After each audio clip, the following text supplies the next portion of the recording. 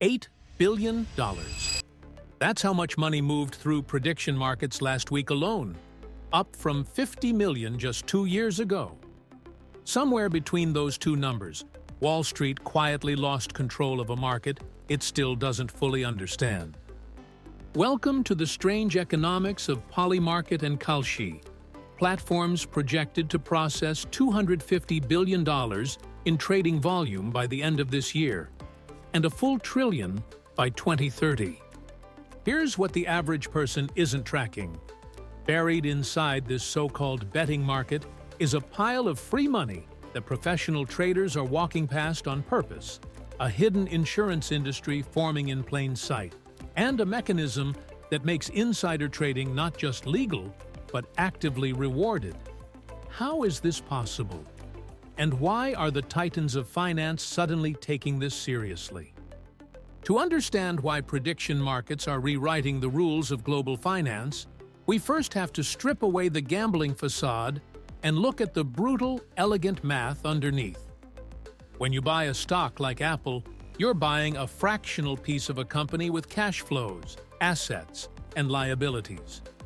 The price can go to infinity, or it can drop to zero.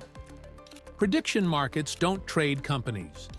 They trade binary probabilities.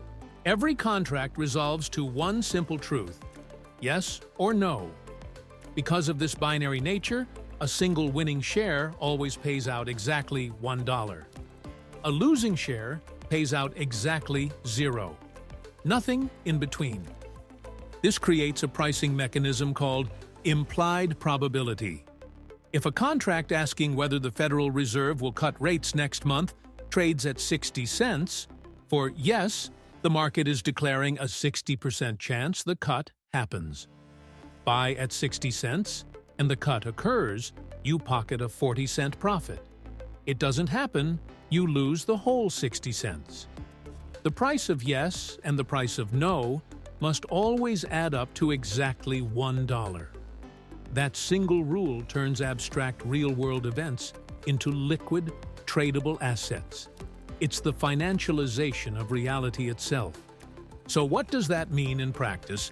A contract asking whether a particular movie will cross $1 billion at the box office, whether a named storm will make landfall in Florida, or whether a specific bill passes the Senate before a deadline, all of it gets priced exactly like a stock, second, by thousands of people putting real money behind their best guess. There's no analyst report, earnings call, or no SEC filing. Just a number that moves the instant new information hits, set entirely by the collective behavior of the crowd trading it. While the math is universal, the two biggest players run on completely different rules. Kalshi is heavily regulated by the U.S. Commodity Futures Trading Commission, operates in plain dollars, and is tied directly to the legacy banking system, a regulatory moat that's fueled a private valuation of $22 billion. Polymarket is the opposite, a decentralized offshore platform running on blockchain technology and dollar-pegged crypto stablecoins with no U.S. regulatory approval, yet still commanding a $15 billion valuation. Polymarket has global liquidity and zero banking friction. Kalshi has total legal certainty for American institutions. The result is that the exact same real-world event can trade at two different prices depending on which platform you're on. Now, here's where that pile of free money comes in. If the same event is priced differently on two platforms, you'd expect traders to buy the cheap contract and sell the expensive one instantly, pocketing a risk-free profit. That's called arbitrage, and it's normally the invisible force that keeps markets honest. But prediction markets break that rule constantly. A contract will sit there, adding up to 96 cents instead of a full dollar, with 4 cents of guaranteed profit just sitting in the open. On Wall Street, an algorithm would erase that gap in milliseconds. On Kalshi and Polymarket, it can sit there for weeks. The reason comes down to a foundational concept: the time value of money. Picture a trader named Sam who spots a clean 5-cent arbitrage on a contract that doesn't resolve for 12 months. To capture it, Sam has to lock up 95 cents of capital for an entire year to earn a 5% return. Meanwhile, Sam could buy a risk-free U.S. Treasury bond, paying that same 5% with no platform fees, no withdrawal friction, and no risk of a smart contract breaking. So Sam walks away. The free money was never really free once you factor in everything else Sam's cash could have been doing instead.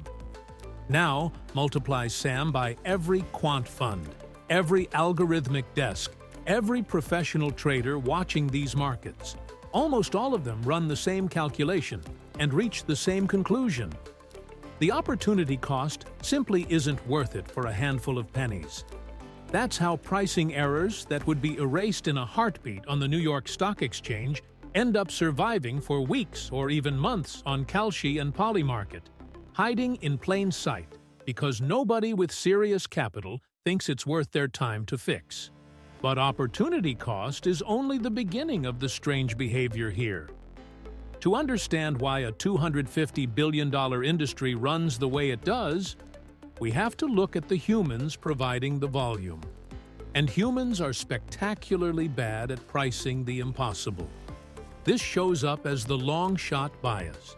Traders routinely overpay for events that have almost no chance of happening. You'll see a fringe political candidate or a wildly improbable scenario trading at 2 or 3 cents, because to a retail trader, 3 cents feels like a cheap lottery ticket. The downside is nothing, and the upside is a 30-to-1 payout. But economically, paying 3 cents for an event with a true probability of 1 in 1,000 means you're overpaying by 3,000%. This is exactly why institutional traders and algorithmic market makers are flooding into Kalshi and Polymarket. They're not trying to predict the future. They're acting as the casino, systematically selling overpriced 2 and 3 cent contracts to hopeful retail traders who almost never collect. And that long-shot bias is just the warm-up. There's an even stranger reason people are pouring money into bets they fully expect to lose. One that breaks the most basic rule of investing, which is that you only buy something you want to go up. Economists call it emotional hedging. Picture a software engineer at a major tech company who starts hearing layoff rumors. Instead of just worrying, they log on to Kalshi and buy a few $1,000s of yes shares on a contract, asking whether industry layoffs will exceed a certain threshold this quarter. If the layoffs hit and they lose their job, the payout softens the blow like an unofficial severance package. If the layoffs don't happen, they lose the bet, but they keep their salary, which was the outcome they wanted anyway. They're not trying to beat the market. They're buying insurance that the traditional financial system doesn't sell. As these platforms scale toward that trillion-dollar mark by 2030, this behavior is showing up at industrial scale too. A logistics manager responsible for a shipment moving through a major canal can buy a contract that pays out if that canal gets blocked or shut down, effectively ensuring against a disruption no traditional insurer would touch on short notice. A farmer staring at a dry forecast can buy a drought outcome contract instead of waiting months for a crop insurance claim to process. None of these people are gambling in the way we usually think about it. They're building custom financial protection in real time, using a market that traditional insurance is too slow and too bureaucratic to offer. The line between a betting platform, a derivatives exchange, and a global insurance market is dissolving in real time. Which brings us to the part of this industry that should make regulators nervous. Prediction markets don't just tolerate insider information, they're built to reward it. In the traditional stock market, trading on material non-public information is a federal crime. An executive who buys stock before announcing an acquisition goes to prison. Prediction markets flip that completely. Their entire purpose is price discovery. getting the contract price to reflect the truest information available, as fast as possible. So if a political operative knows a candidate is dropping out hours before the announcement, the system wants them to buy every no share they can and drive the price to zero immediately. Traditional finance treats information asymmetry as a problem that hurts retail investors. Prediction markets treat it as the entire point. This is why news organizations are increasingly watching Polymarket odds instead of polling data. Polls show what people say to a stranger on the phone, but prediction markets show what people believe when their own money is on the line. Skin in the game forces honesty. So where does this actually go? The jump from $250 billion today to over $1 trillion by the end of the decade isn't a speculative bubble. It's a fundamental shift in how risk gets priced. We're moving from a world where risk is managed by centralized insurance giants and investment banks to one where it's crowdsourced and traded peer-to-peer on open order books. And the legacy financial system isn't fighting this anymore. It's buying in. Major brokerages and crypto exchanges are pushing further into the space. Asset managers are seeking approval for ETFs tied directly to prediction contracts.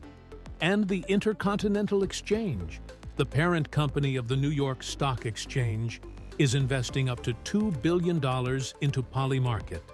The smart money knows the bizarre anomalies we've covered today. The free money nobody bothers collecting, the long-shot bias, the rise of emotional hedging are just the growing pains of a brand-new financial primitive. As Wall Street brings deeper liquidity and faster algorithms into Kalshi and Polymarket, the gaps will close and the arbitrage will dry up. But the core engine stays the same. A system that turns human intuition, insider knowledge, and collective greed into the most accurate map of the future we've ever built. That $8 billion week we started with? It's not the ceiling, it's the floor. If you want to understand where money is actually flowing before it shows up on the news, this is the market to watch, and it'll only get wilder.